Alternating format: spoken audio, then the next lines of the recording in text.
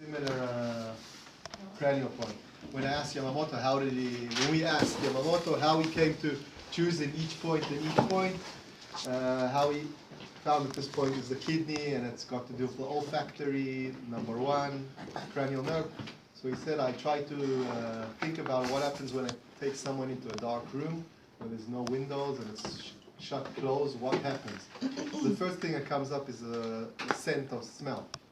So smell is actually very, very deep in the body. So because his understanding of Chinese medicine, kidney is very deep, and it's got to be with the distant memories. And also, every time you smell something, you straight away remember where you smelled it, and it brings you back to that same place. So it's so first feel the scent of smell. Slowly, your eyes start adapting. Your eyes start moving around in a matter of seconds. So that's how we actually added each cranial nerve to the specific organ. So it goes one, very simple. We have here, they're very simple. We have, actually we have 1 to 12. 12 is sitting on the frontal bone fontanella.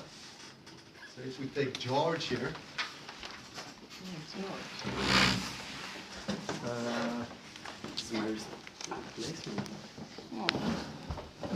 I don't like his outfit. George, it'll finish. Number 12 is located on the frontal bone fontanella, or sutus. Okay, that's where it'll finish. If you look in your pictures, that's where it'll get to. And it all depends what the distance is from patient to patient. So, and it's also 1 centimeter. Actually, the brain points.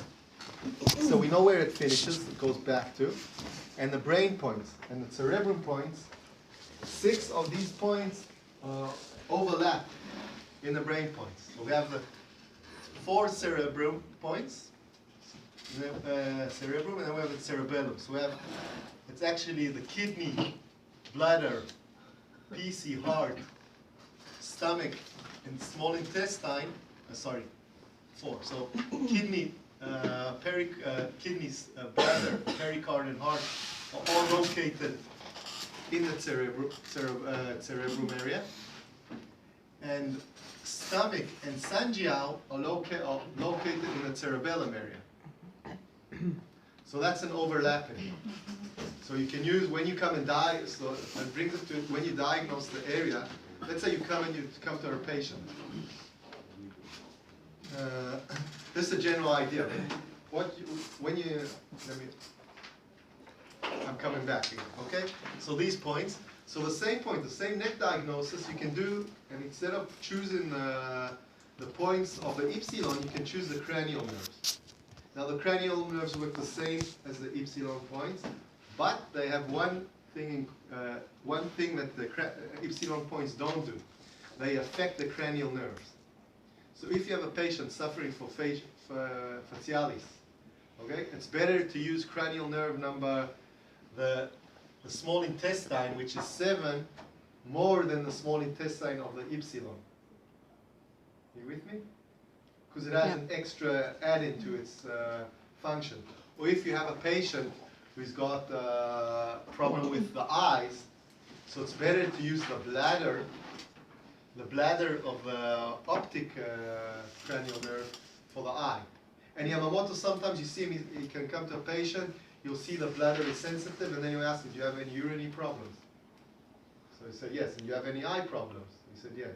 He always felt there's a correlation. You can use it as a diagnosis, kind of a diagnosis and understanding.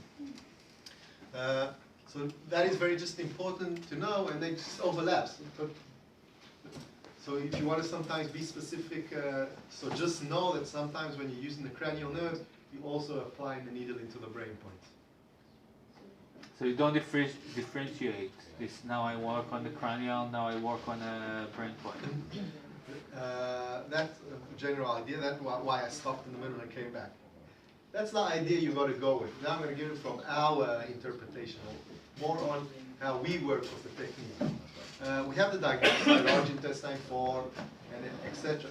Sometimes what me and Avi do, before we even start, this is from my experience, and we see how it correlates with the brain points and the epsilon, and the cranial nerve points. This is from my experience.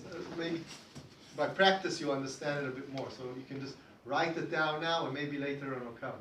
What we do, we come and we look at we do the same diagnosis of the palms of the hand, but before we even go to the neck diagnosis, we Pell point the brain points. We Pell point the brain points of the diagnostic area. If any side comes up, we go to the 4 organs, or the 6 organs on a low, it depends.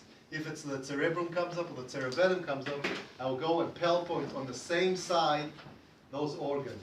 Because they correspond with the brain. So I want to be more precise in treating the brain points. If I had the brain points were divided in the beginning to 3, or the cerebrum and cerebellum were divided into actually 2 zones, now I'm taking these zones and I'm breaking them down.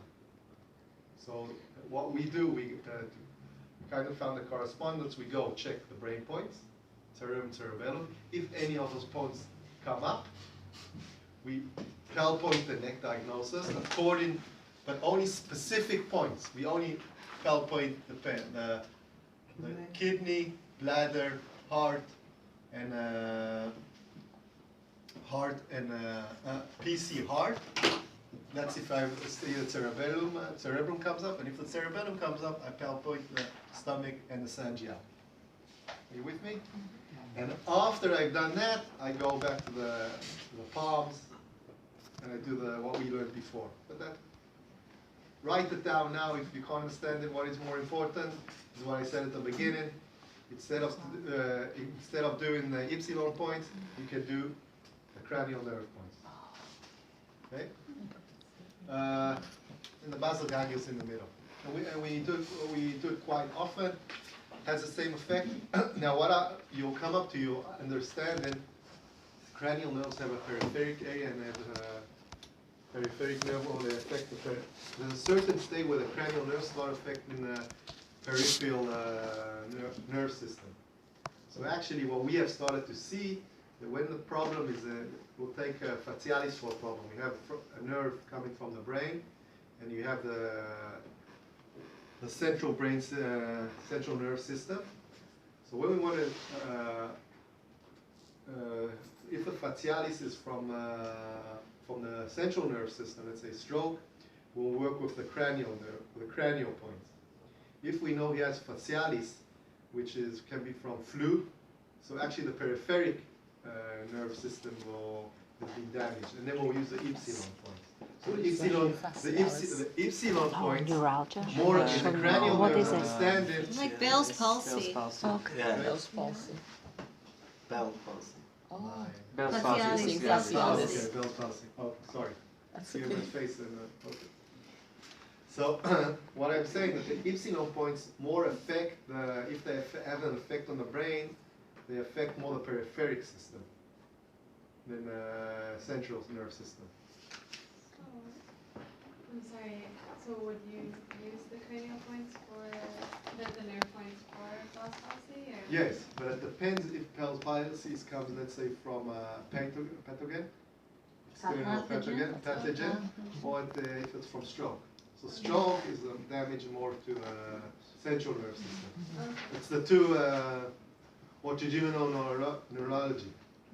Depends where it comes from. Now, let me just use this a second. In what we wrote down in your booklets, you have the number of cranial nerve, you have the organ which it is associated with, and you have the name and what it does, what each one of them does. So it helps a lot. Just for example, of connection of these points, one of my patients was suffering from problems in swallowing and speech. His cranial nerve number 12 was damaged. And when I used to come Pell point, even needle the area of cranial nerve number 12, he used to feel a sensation in his anus. And the reason is why, because the anus and the large intestine is connected to it was unbelievable. No, I feel it. That was the unpleasant sensation when I used to needle, but it used to help his swallowing problem as well. So there is a connection. Or even with, these are the same understanding. So now just to know where the points are located, if you can see Avi, his head is going to recede over here, so you can see you can feel the bone, okay? You can feel the fontanella, okay? And what you want to do, every movement of your finger actually puts you in a different cranial nerve. It's millimeters, one from or half a centimeter apart, one to another. They actually overlap each other. So if you also want to know if you needle the direct cranial nerve, you have this, let's say if a patient's Bell's palsy and you want to know that you've needled the exact point, so suddenly just go to small intestine, feel small intestine, even if it's not sensitive, just to see the tension of the muscle. And then I'll go back, look for the point, needle it, and see I want to see a change in small intestine. That makes, for me, I'm sure that I've needled the correct cranial nerve. Okay? And now what I want to do, what you want to look at, first you want to see what the size, Why? if you have Bell's palsy. Why does that check, like? Because they're so close to each other, they're half a centimeter away. If you look here, you can see that they're very close, overlapping, nearly overlapping. So I want to know if I'm in number 4 or number 5, even if I move my finger. So I just feel the area of the diagnosis, and then I go find the needle and I needle it, and I want to see a change in the texture of the muscle. I want to see the muscle go down, or if there's no sensitivity, and I just You're talking about the yeah. something. That Okay. helps me make sure that I'm in the correct area, which is different than from Chinese scalp acupuncture. You don't already know if you in the motoric area of the face or the sensoric area of the face. This is actually telling you, yes, you're affecting the direct point. Thank you. And so what I'm looking for, so the first thing you want to do is see what the distance is from the upper part of A to this area is. So you just, what I sometimes do, just feel it. And then it's, cause some people, it depends on if it's further apart or closer apart. Once I felt it, I know that number 12 sits on the sutures of the bone, where the bone connects, where the frontal and the parietal meet. And then what I do, if it will be here, then I know the movement will be a lot closer to each other, a lot more smaller. If I know it's this distance, I know that it'll be half a centimeter. And you just count. 1, 2, 3, 4, 5, 6, 7, 8, 9, 10, 11, 12. Now I'm sitting on the bone. How do you tell where the You can feel it. If you press down, sometimes your fingers go lightly. Is it when, like, if you go from the back to the front, there's a little dip? No, it's easier if we take Yuval here, because you can, if you come more closer, it's actually where the hair, you can see it, this area you can feel over here. The frontal bone is here. And it's all, and it goes like this.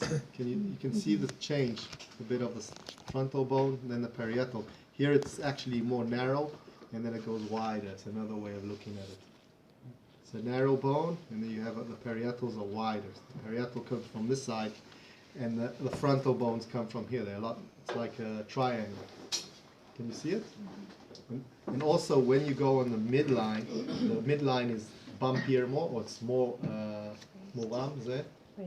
more raised. And as you go a bit to the side, when you have the sides, you see holes on the side, that's where the bone is actually meeting.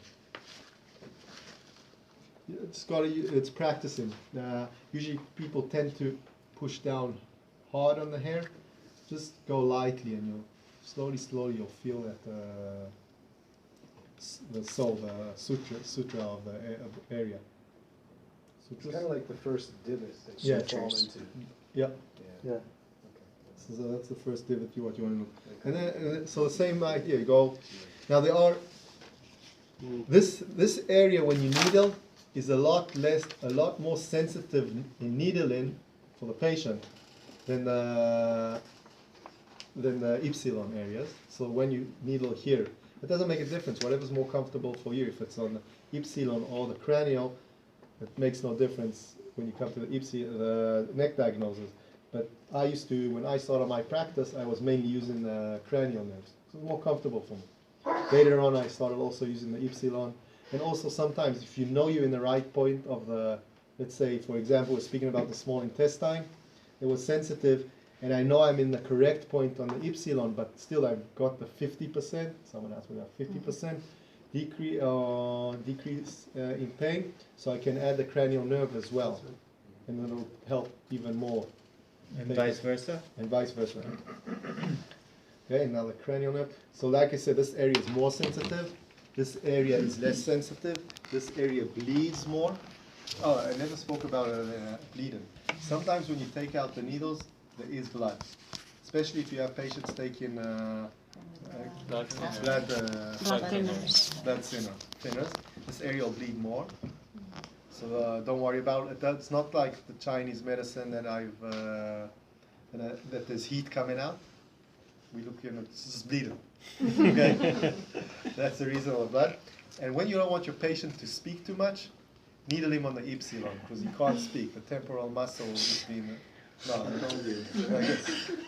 No, but in general, when you needle the Ypsilon point, the patient will sometimes found that it's very difficult for him to speak because the temporalis muscle is moving, so it's contracting. So it's contracting on the needle, so it will be a bit painful. Bites. What? It bites him. Bites him. That's the way to tell him, I want you to be quiet right now.